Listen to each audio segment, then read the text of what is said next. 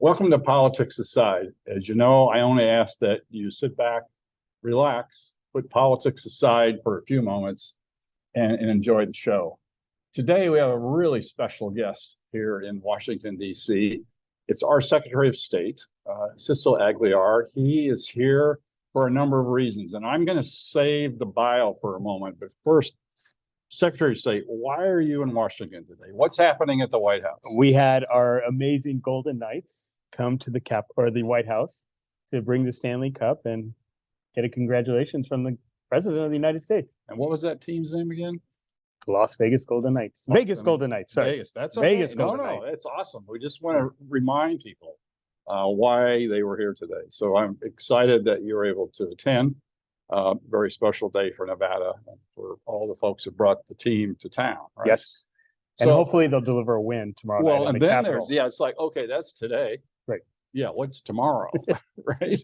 So we better stick around and see what happens. But That's what a great team and great for the community. Plus, as a former chairman of the Nevada Athletic Commission, what else is happening in Vegas this week, next week, and into January and February? Well, first of all, we have FormulaOne, which is pretty incredible to have that opportunity to take a place, not only just in the national sports scene, but this is a global scene.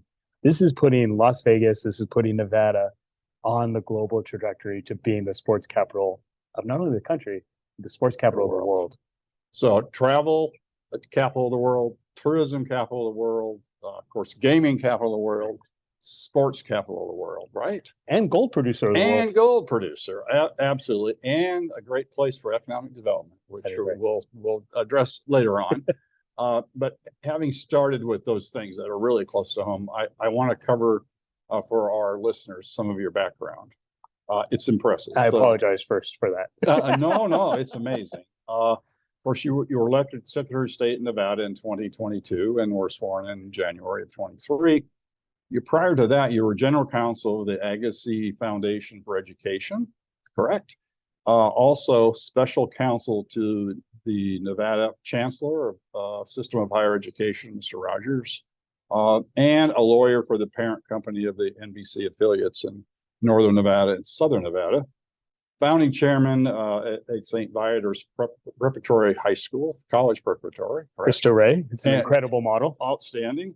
And then 8 years as chair of the Nevada Athletic Commission. 2 years as chair, but I was a member of the commission. Okay, we'll get it right. And I know campaigns, well, he made that up. I would say 8 years and 2 as chair. Thank you for your service. There's a lot going on now, bringing back to the national footprint of Nevada as one of the targeted states going into the election. And before we get into the actual campaigns as you see them, I'm hearing challenges across the country for Secretary of States. What's happening? What are you hearing and to kind of share that? Well, I think it's a double-edged sword. First of all, it's exciting to know that people are enthusiastic about our elections. They care about the elections. They want to learn about the process. However, the other side is sometimes that enthusiasm changes a little bit and turns into angst, which then creates angst among the election workers, especially our poll workers. You know, our elections don't work without the people. And when you talk about poll workers, those are truly everyday community citizens who understand what our democracy is, believe in our democracy, and spend quite a bit of time making sure we all have the opportunity to vote. And when they're afraid to show up to a polling site, we have a problem, and we have to really focus on the value of the human and the people in this process. And a lot of them are volunteers as well. There's some paid, but also people volunteer to help. I mean, right? What they're paid and what you and I would do it is voluntary. And I say this all the time.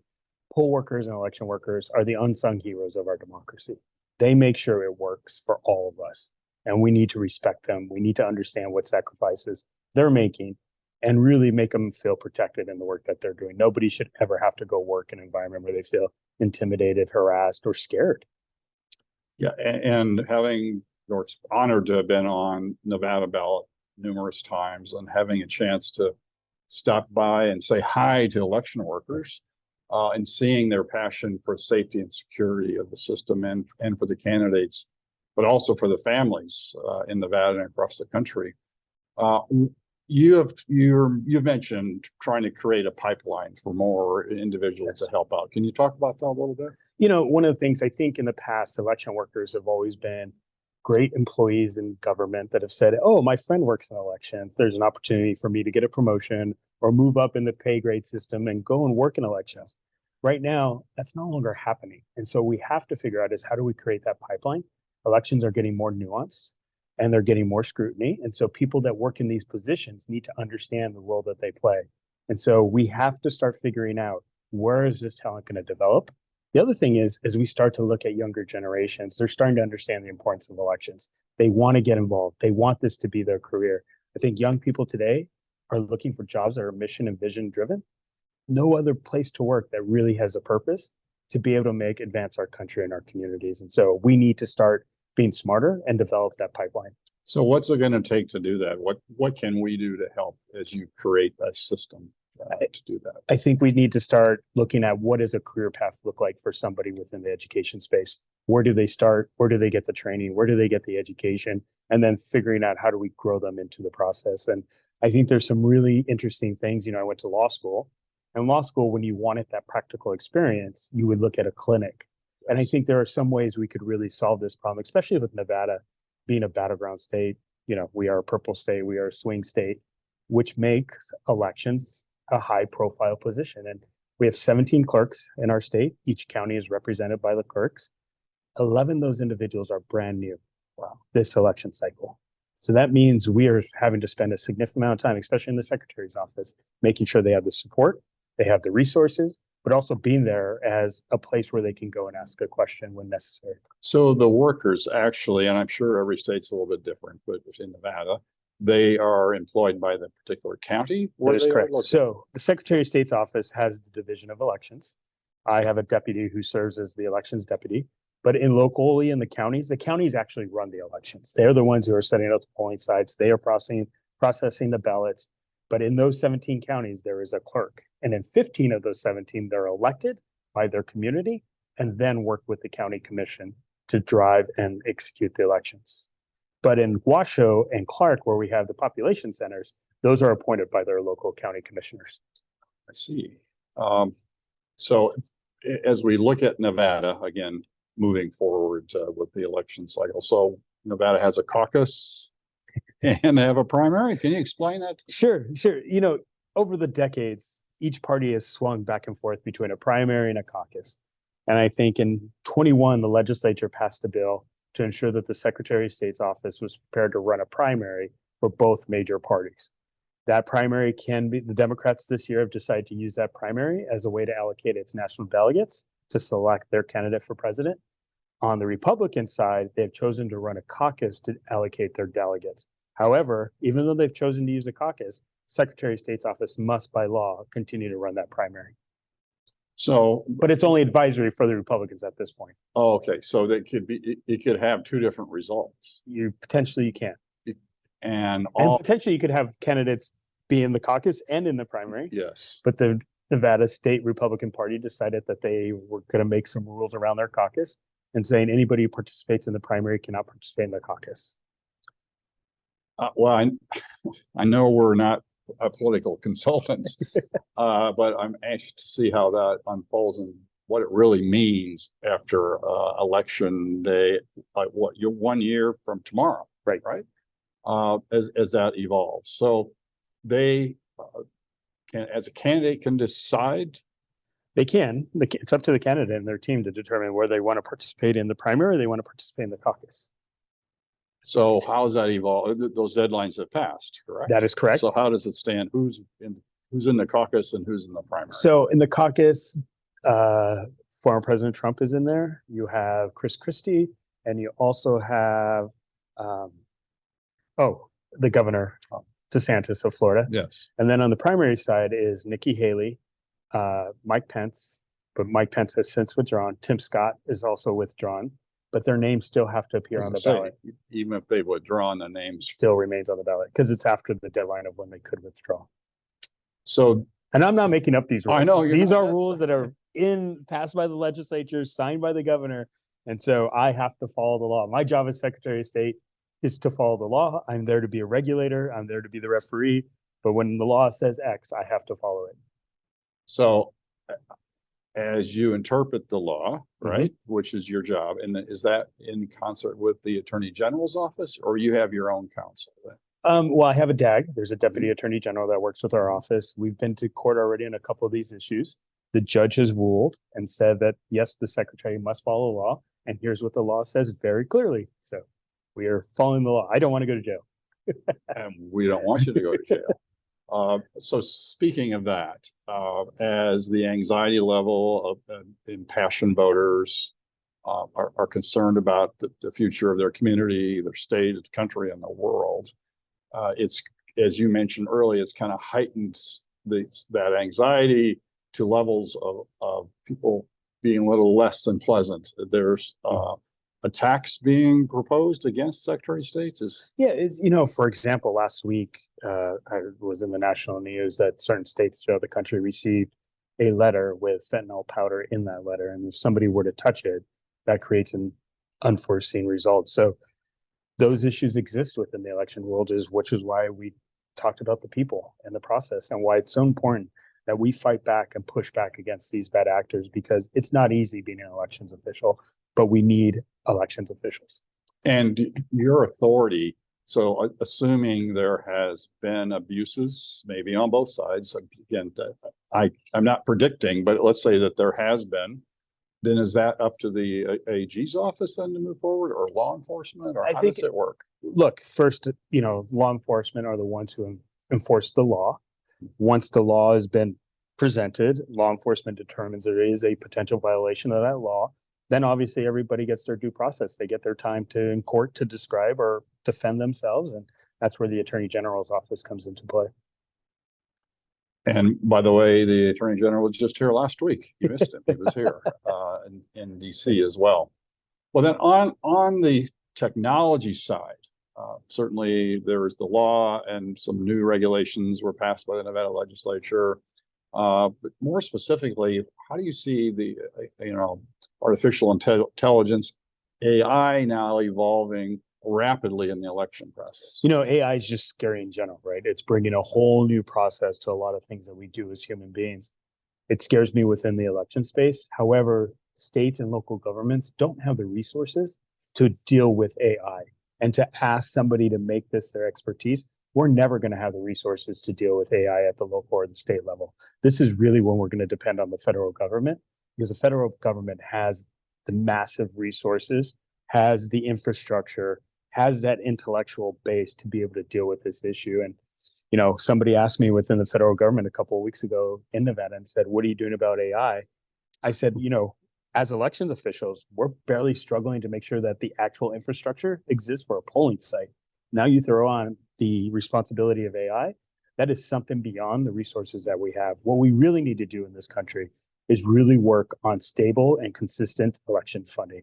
Right now, election funding comes in, ups and downs. Sounds like Congress. Well, and it's just what it is, the business world would never operate like this. What you're asking people to do is be reactive. You're not encouraging people to be strategic. And when you're not being strategic, you're not making the best decisions.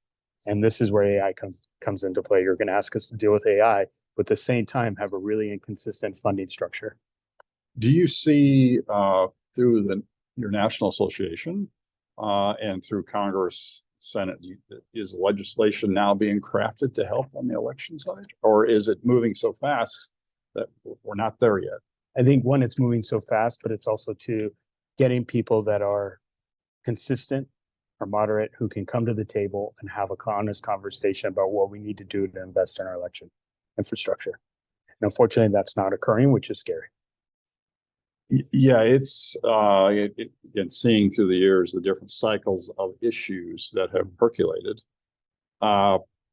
Politicians, bless them, bless us, always looking for a common enemy in campaigns. And it seems to me today, moving forward, the election process is going to remain one of the primary election talking points for a distance, right? I mean, it's become one of those issues. You have, of course, immigration, you have social issues, you have what's happening around the world, but it seems to me that election issue is going to become a staple of politics. And it becomes my responsibility to bring that transparency.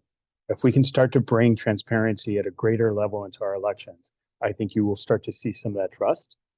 But it comes with transparency and education. We have to continually educate the voter about the process, about the systems. And fortunately, in Nevada, the governor and the legislature believed in that transparency.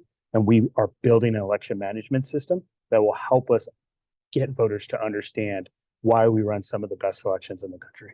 Well, you have such a solid reputation of building bridges, building coalitions. It appears that you had a lot of support during the last Nevada legislature. On both sides of the aisle, Exactly. One of the things I'm really proud of is at the legislative level, we passed a bill to make it a felony to harass or intimidate election workers. That bill passed unanimously out of the legislative Senate, the legislative assembly, and then it went to the governor, and then the governor truly supported that bill, which was great to see. This was not just, hey, this is a political move. This was about, this is in the best interest of our state as a whole. So possibly you could explain how that works in Nevada every 2 years. So you're crafting legislation now, I'm assuming, for 25. We're working, we have to do our budget on a 2-year cycle. We have to have our legislative agenda ready to go on a 2-year cycle. And in the secretary's office, it's my responsibility to talk to all 17 clerks, find out what some of their operational challenges are, some of the things they would like to see changed.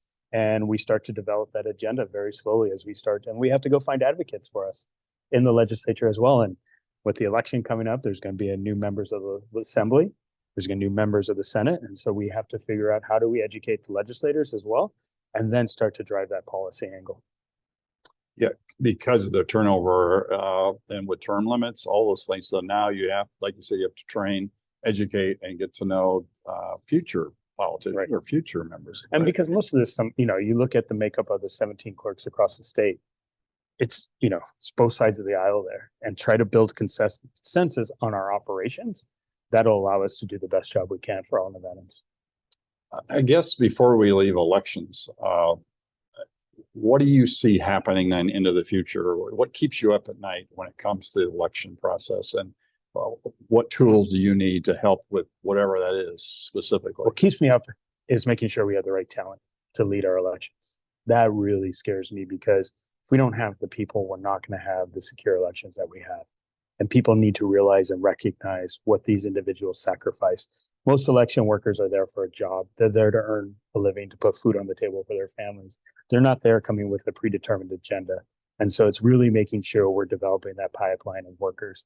And it's also, too, it's going to be an issue throughout the West. And so can Nevada figure out how to take a leadership role in developing that election talent for the rest of the country? So is part of that talent wish list is going to be understanding of AI a little bit? Or it has to be. An understanding of the science, or even that of blockchain technology? Yeah, so this interesting thing about Nevada, especially in Northern Nevada, we are really building an incubator and a community of technology. And how do we use technology to make government more efficient? So I've been talking to our other constitutional officers and saying, hey, AI does provide some benefits. How are we going to implement AI into government to make sure that we are doing things that's in the best interest of the citizens? And there are some processes that are just so archaic in government, but nobody's taking the time to understand them, that we can start to implement AI into some of those opportunities. Getting into the voting is very different, and that is scary as well. On the voting trends or the action of voting? Just the action and the information that AI would provide as it relates to voting. In our office too, we found some efficiencies and processes to implement blockchain, and we're already seeing the benefits of the end user.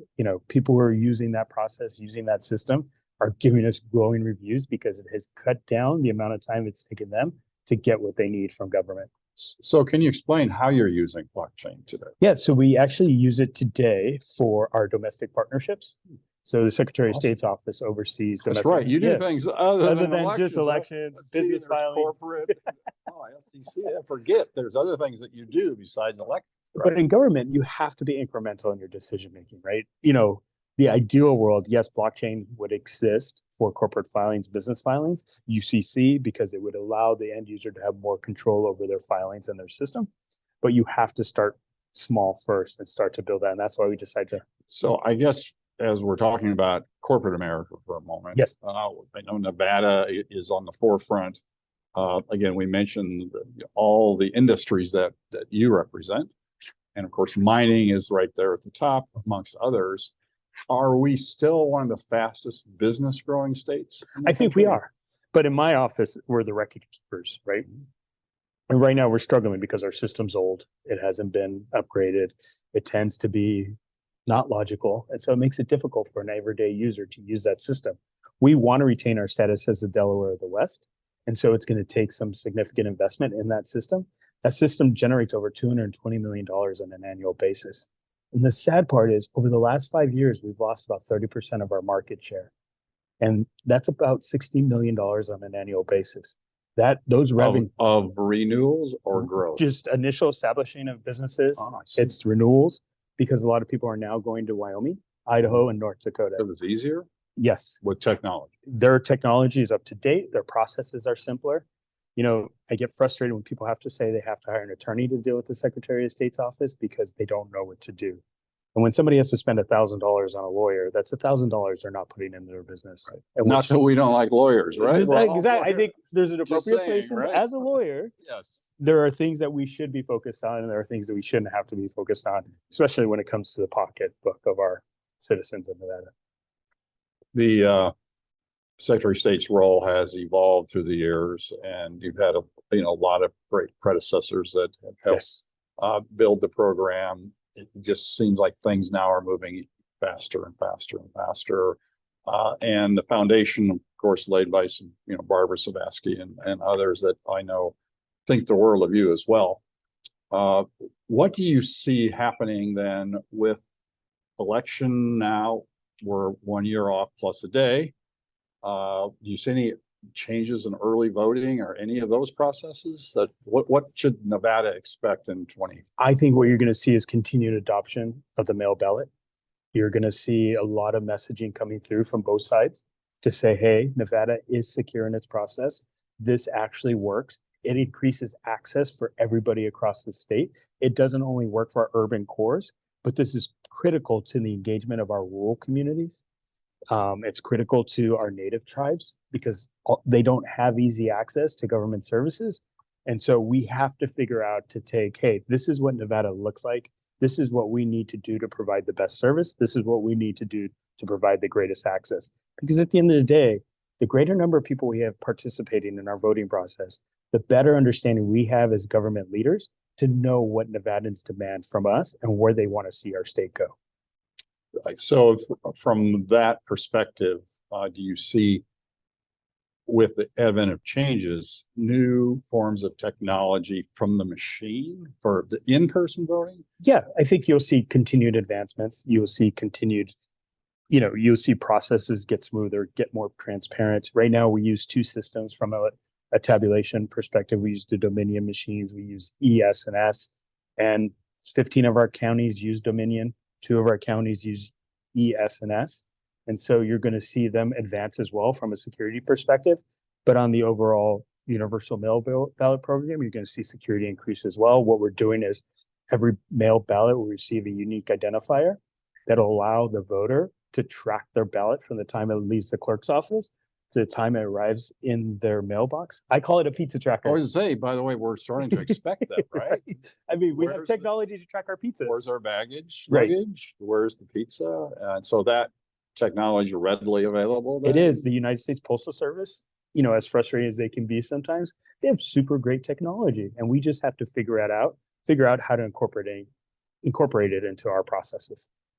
So just a couple of questions, and I know you have to go, and we appreciate you stopping by today. A beautiful day in Washington, D.C. Why did you have just a stellar resume? You worked with some of the sports leaders of the world, and you were in network television council, worked for the university system. Did you wake up one day and go, I'm going to run for Secretary of State? This is a great opportunity when you work for individuals like Andre Agassi, Stephanie Graf, and Jim Rogers is at some point in your life, you have an obligation to pay your community rent. And it's finding that time and place to be able to stand up and say, I'm going to take this. I got it. And I think I had the opportunity to build Cristo Rey in North Las Vegas and talking to those students in November of 2020 and understanding what their opinions of the voting process were, understanding why their parents didn't engage. look, I wouldn't be where I am today if it wasn't for my education, which was a great public education. We all deserve a strong public education. Cristo Rey is a school for 400 students. That school is going to thrive for those students and families. Clark County is the 5th largest school district in the country. It's majority minority. And unfortunately, we're not doing the best job for those students and families. And if we're going to change those outcomes, it requires those parents to have access to the polls. And if they elect individuals who are going to believe in their education process and then hold those leaders accountable for those outcomes, it's going to come down to the ballot box. And that's what I can do. Well, again, you're experienced in all levels, but I do think our listeners would like to hear just a moment about your world in the Agassi Foundation's Andre and Stephanie and all the wonderful things they've done for the community and nationally. My first experience, and I think Congressman Porter and I worked on this together at the time when I was in the state Senate. And then here in Washington, and it was the charter schools Yes. at the time. Major investment on their part, helping serve a community that was underserved, created the charter schools that now is a model across the country.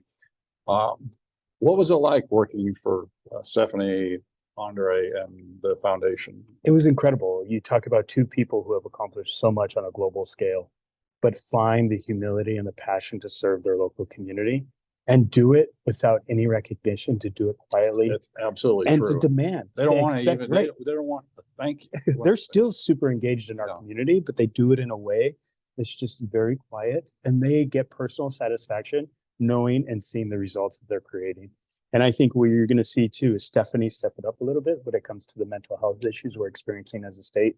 You know, she has her foundation in Hamburg, Germany, Yes. which deals with Which children. you've spent some time with Yes. on the ground, right? Yes. In Germany. Yes. And, you know, it's gotten, her foundation has gotten more impactful given what's happening in Ukraine. A lot of the refugees coming from Ukraine are coming into Germany.